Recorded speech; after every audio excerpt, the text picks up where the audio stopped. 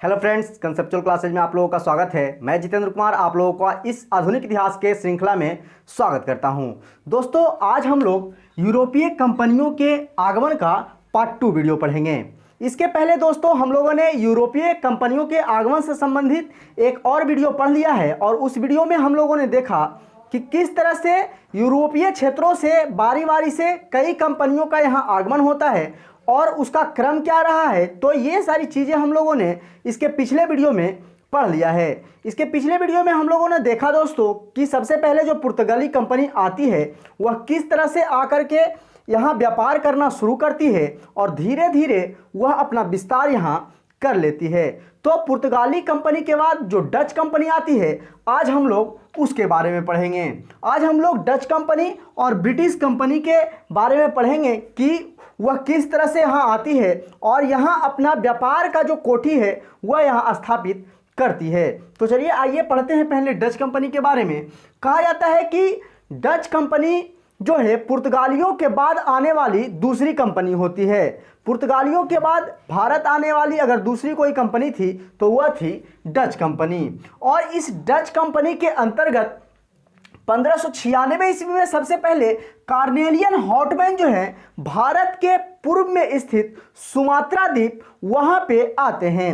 अगर आप देखेंगे ये भारत की स्थिति तो यहाँ पे इंडोनेशिया है और इंडोनेशिया में ही यहाँ पे इंडोनेशिया के इस क्षेत्र में एक सुमात्रा द्वीप है और ये सुमात्रा द्वीप पे ही सबसे पहले डच लोग आते हैं। तो भारत के पूर्वी क्षेत्र में जो इंडोनेशिया में सुमात्रा द्वीप है वहाँ पे डचों का सबसे पहले आगमन होता है। तो डच सबसे पहले 1596 ईस्वी में जिनका नाम होता है कार्नेलियन हॉटमैन। तो आप नाम याद रखिएगा, क्वेश्चन यहाँ से इस तरह से पूछा जा सकता है कि प्रथम डच व्यक्ति कौन था जो भारत आया था। तो कार्नेलियन हॉटमैन थे जो कि सबसे पहले यहाँ आते हैं। अब आइए बात करते हैं। कहा जाता है कि हॉलैंड के जो सरकार रहती है, जो डच कंपनी रहती है, चूंकि वो हॉलैंड सरकार की होती है, तो हॉलैंड सरकार के द्वारा एक टीम बनाई जाती है जिसमें 17 सदस्यों को चुना जाता है और 17 सदस्यीय टीम बना करके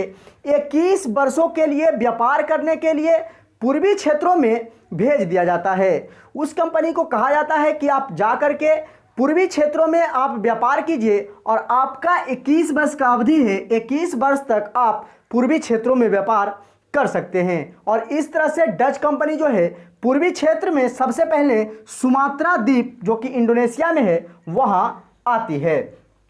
आइए आगे जानते हैं। 1605 ईस्वी में मसूलीपट्टनम में प्रथम फैक्ट्री जो है डचों के द्वारा लगाया जाता है।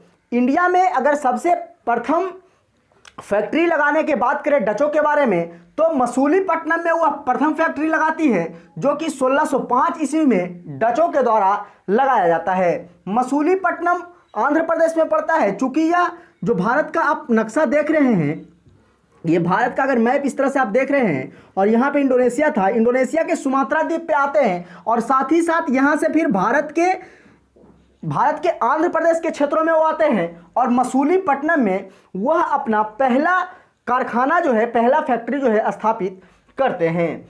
फिर अगर बात किया जाए तो डचों के द्वारा 1619 ईस्वी में इंडोनेशिया के जकार्ता क्षेत्र पर अधिकार कर लिया जाता है। उस क्षेत्र में वह युद्ध लड़ते हैं और कहा जाता है कि इंडोनेशिया के जकार्ता क्षेत्रों में वह 1619 ईस्वी में अधिकार कर लेते हैं। उसके बाद अधिकार करने के बाद जकार्ता में जो खंडहर जैसा जगह रहता है, जो टूटा फूटा जगह रहता है, वहाँ पे डचों के द्वारा एक शहर की स्थापना करवाई जाती है। तो उस शहर का नाम भी पूछा जा सकता है, तो उस शहर का नाम आप याद रखिएगा। शहर का नाम था बैटेविया। तो बैटेविया शहर की स्थापना जो है डचों के द्वारा इंडोनेशिया के जकार्ता में करवाया जाता है जीतने के बाद। फिर अगर बात करें कि भारत के और किन किन क्षेत्रों में जो है डच आकर के अपनी कंपनी स्थापित करते हैं जिनसे क्वेश्चन पूछे जाते हैं, तो चलिए आइए देखते हैं। डचों के द्वारा सूरत में 1616 ईस्वी में फैक्ट्री लगाई जाती है और मसूलीपट्टनम में तो चूंकि वो लगा ही होते हैं। सबसे पहले 1605 ईस्वी में मसूलीपट्टनम में ही डच लोग जो है भारत के फैक्ट्री लगाते हैं। तो अगर क्वेश्चन इस तरह से पूछा जाए कि डचों के द्वारा भारत में सबसे पहली फैक्ट्री कहाँ लगाई गई, तो 1605 ईस्वी में मसूलीपट्टनम में डचों के द्वारा सबसे पहली कंपनी लगाई गई थी। फिर दूसरी कंपनी 1616 में सूरत में, फिर 1641 में बीमलीपत्तन जो कि आंध्र प्रदेश में ही पड़ता था वहाँ, और बंगाल के क्षेत्रों में 1627 ईस्वी में पिपली नामक जगह पे उनके द्वारा फैक्ट्री लगाया जाता है। तो बंगाल के क्षेत्रों में, आंध्र प्रदेश के क्षेत्रों में और गुजरात के सूरत के क्षेत्रों में डचों के द्वारा बारी बारी से कंपनी या फैक्ट्री लगाई जाती है। तो इसे आप याद रखिएगा कि कौन सी कंपनी कहाँ डचों के द्वारा जो है लगाई गई थी।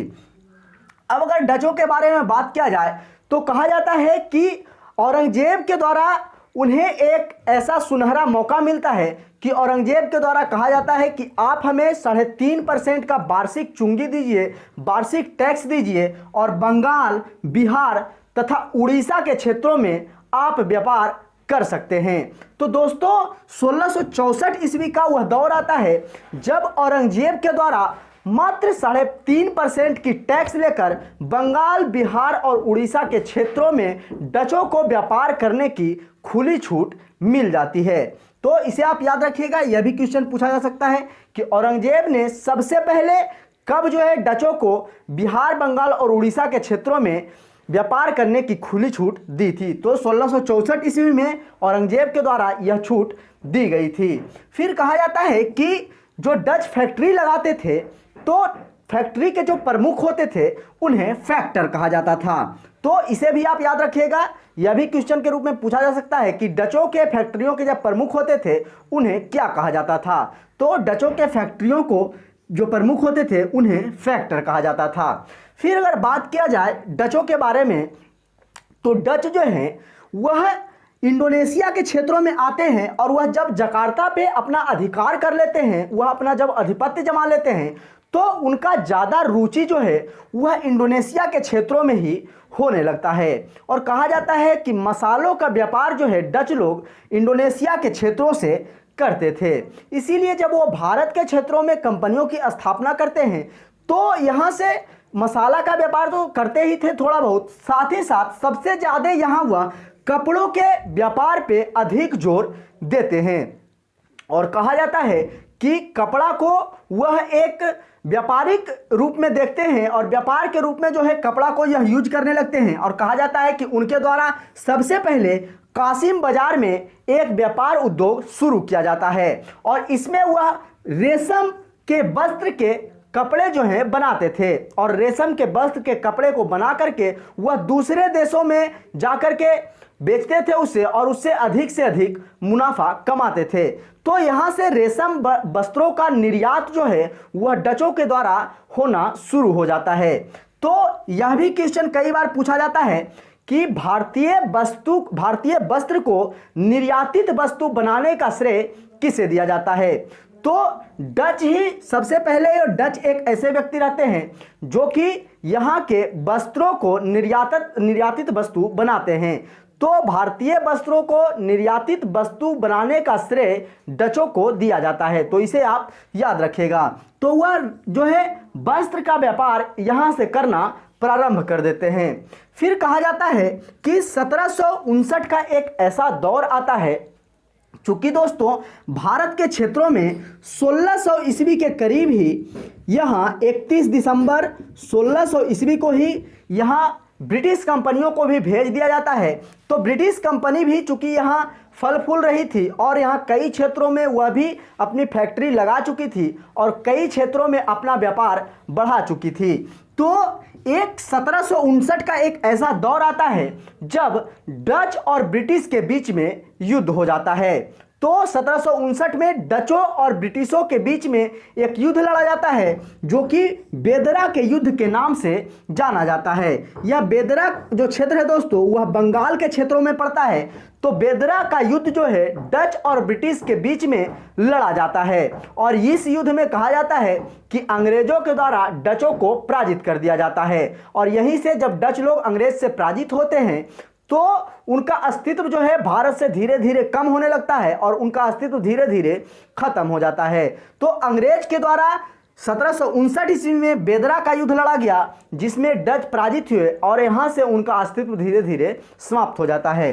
तो यह भी क्वेश्चन इंपॉर्टेंट है, कई बार एग्जामों में पूछा गया है कि डचों का अस्तित्व जो है भारत से किस युद्ध के बाद समाप्त हो जाता है।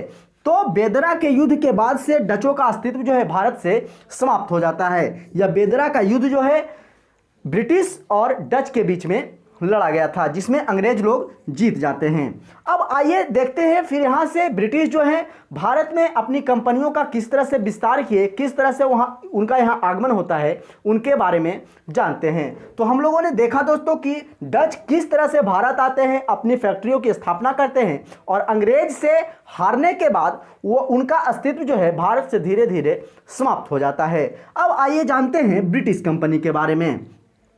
ब्रिटिश कंपनी के बारे में कहा जाता है जो दोस्तों कि डचों के बाद अगर कोई भारत में आने वाली कंपनी थी तो वह थी ब्रिटिश कंपनी। और कहा जाता है ब्रिटिश कंपनी को 1599 ईस्वी में ही वहाँ इंग्लैंड की जो महारानी रहती है एलिजाबेथ प्रथम, उनके द्वारा इनका ढांचा जो है तैयार कर लिया जाता है कंपनी का।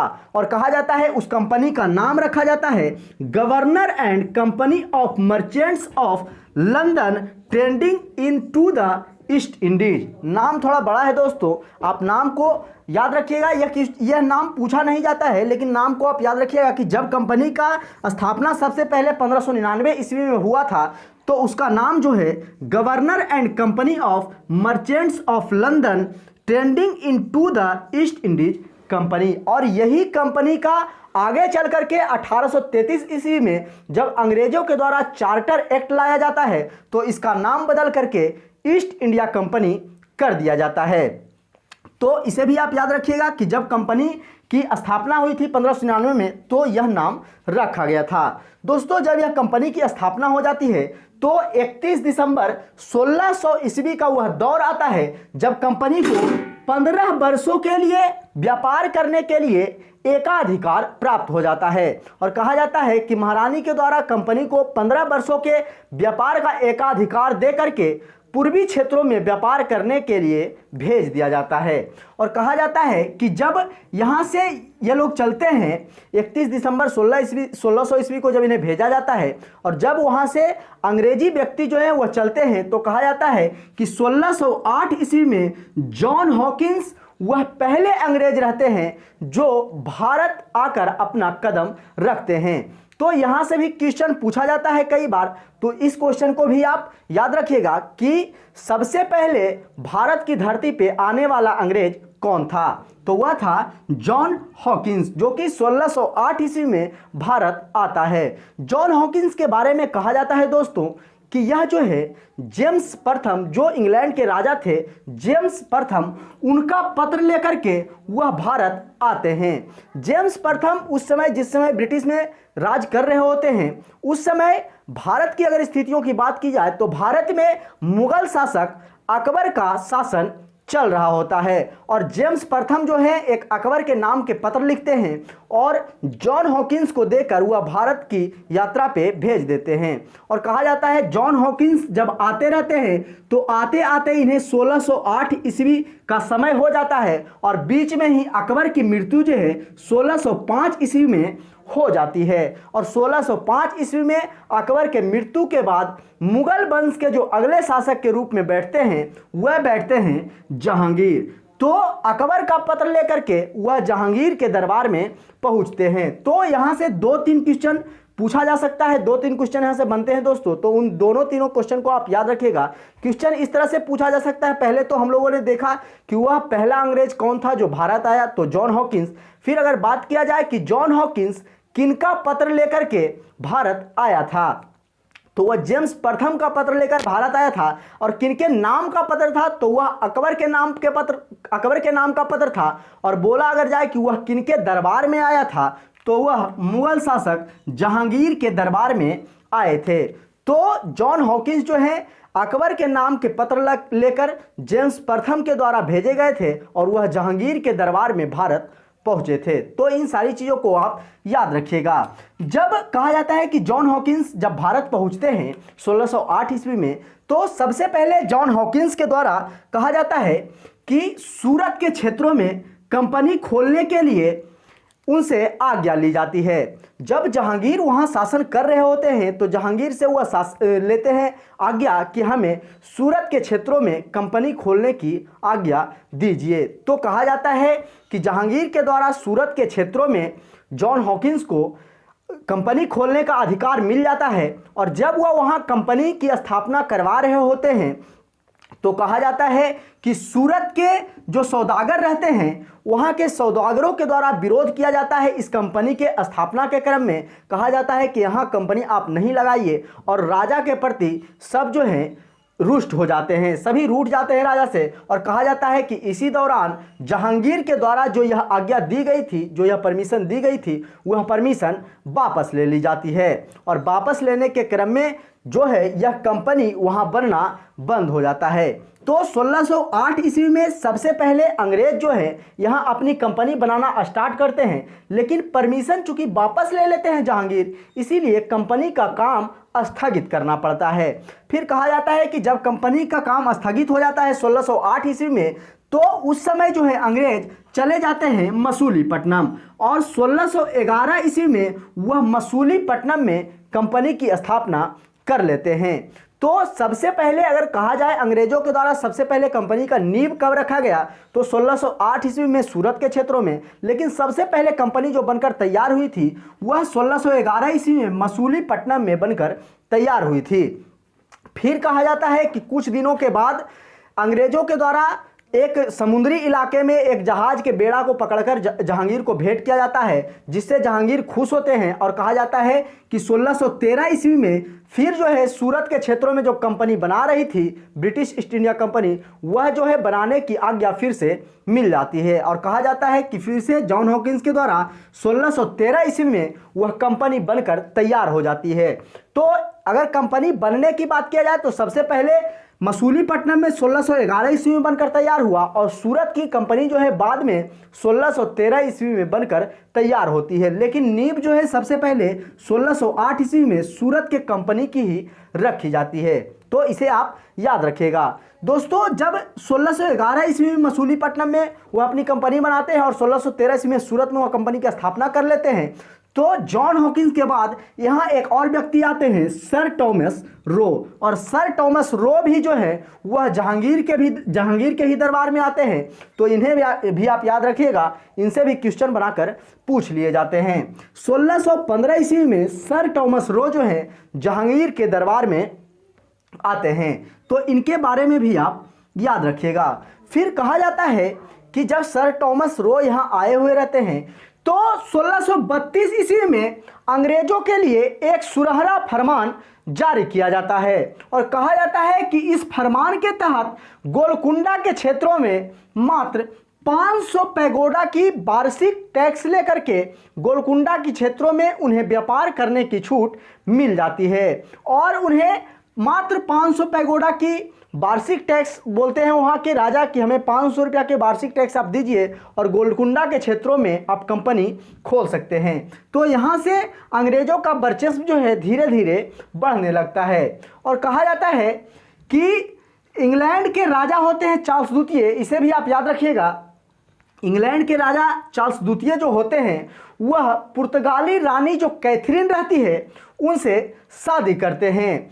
तो इंग्लैंड के राजा चार्ल्स द्वितीय की शादी पुर्तगाल की रानी कैथरीन से 1661 ईस्वी में होती है, और कहा जाता है कि इस शादी में पुर्तगाल के जो शासक होते हैं, चूंकि वह बम्बई द्वीप पे अपना कब्जा जमा चुके होते हैं, तो पुर्तगालियों के द्वारा बम्बई द्वीप को जो है चार्ल्स द्वितीय को दहेज के रूप में दे दिया जाता है। ऐसा कहानी सुनने में मिलता है कि बम्बई द्वीप जो है पुर्तगालियों के द्वारा चार्ल्स द्वितीय को दहेज के रूप में दिया गया था, और कहा जाता है कि चार्ल्स द्वितीय के द्वारा इस बम्बई द्वीप को जो है मात्र 10 पैगोडा की वार्षिक आय पर यह जो है कंपनी को बम्बई द्वीप दे देते हैं। और कहा जाता है कि 10 पैगोडा की वार्षिक किराए पर बम्बई द्वीप जो है कंपनी को चार्ल्स द्वितीय के द्वारा दे दिया जाता है, और यहाँ से कंपनी जो है इस द्वीप से अपना व्यापार करना प्रारंभ कर देती है। तो दोस्तों हम लोगों ने देखा किस तरह से ब्रिटिश जो कंपनी रहती है वह यहाँ आती है और अपनी स्थापना धीरे धीरे करने लगती है और उसका वर्चस्व जो है धीरे धीरे यहाँ बढ़ने लगता है। आइए देखते हैं कि बंगाल के क्षेत्रों में जो दोस्तों वह किस तरह से अपनी राजनीतिक क्षेत्रों में भी रुचि लेने लगते हैं, और कहा जाता है कि फिर बंगाल के क्षेत्रों में धीरे धीरे वह राजनीतिक क्षेत्रों में भी हस्तक्षेप करने लगते हैं। तो उनके बारे में भी हम लोग पढ़ लेते हैं थोड़ा सा। बंगाल के क्षेत्रों में कहा जाता है कि जब शाह शुजा वहाँ के शासक होते हैं, बंगाल के क्षेत्रों के जब शासक शाह शुजा होते हैं, तो 1651 ईस्वी में कहा जाता है कि मात्र 3000 रुपये प्रति वार्षिक आय की किराए पर बंगाल, उड़ीसा और बिहार के क्षेत्रों पर व्यापार करने की छूट जो है अंग्रेजों को शाह शुजा के द्वारा दे दी जाती है। इससे पहले हम लोगों ने देखा यहाँ दोस्तों कि डचों को जो है 1664 ईस्वी में औरंगजेब जब मुगल वंश के शासक होते हैं तो मात्र 3.5% वार्षिक ब्याज की दर से बंगाल, बिहार और उड़ीसा के क्षेत्रों पे डचों को देते हैं व्यापार करने के लिए। और यहाँ जब शाह शुजा होते हैं मुगल वंश के शासक तो मात्र 3000 रुपये वार्षिक आय की दर से जो है उन्हें बंगाल, बिहार और उड़ीसा के क्षेत्रों में व्यापार करने की छूट दे दी जाती है। और कहा जाता है कि जब इन क्षेत्रों में उन्हें व्यापार करने की छूट मिलती है तो वह धीरे धीरे और भी यहाँ वर्चस्व लेने लगते हैं। और कहा जाता है कि 1672 ईस्वी में शाइस्ता खां जब मुगल वंश के अगले शासक बनते हैं तो शाइस्ता खां के द्वारा कहा जाता है कि अंग्रेजों को कहा जाता है कि छूट दे दिया जाता है, टैक्स के रूप में भी उन्हें टैक्स नहीं लिया जाता है और कहा जाता है कि अब अंग्रेजों से कोई टैक्स न लेगा। तो शाइस्ता खां के द्वारा टैक्स न लेने की छूट जो है अंग्रेजों को मिल जाती है। लेकिन फिर जो अगले शासक बनते हैं 1680 ईस्वी में औरंगजेब, तो औरंगजेब के बारे में कहा जाता है कि 1680 ईस्वी में औरंगजेब एक फरमान जारी करते हैं और इस फरमान के तहत कहते हैं कि अंग्रेजों को कोई भी टैक्स के लिए, कर के लिए तंग नहीं करेगा और अंग्रेज जो है मात्र 2% की चुंगी तथा 1.5% 1/2% की जजिया कर जो है यहाँ व्यापार करने के बदले में चुकाएंगे। और कहा जाता है कि औरंगजेब के द्वारा 1680 ईस्वी में यह फरमान जारी कर दिया जाता है कि कोई भी अब ब्रिटिश कंपनी को टैक्स के लिए तंग नहीं करेगी और उन्हें सिर्फ 2% की चुंगी और 1.5% का जजिया कर देना होगा।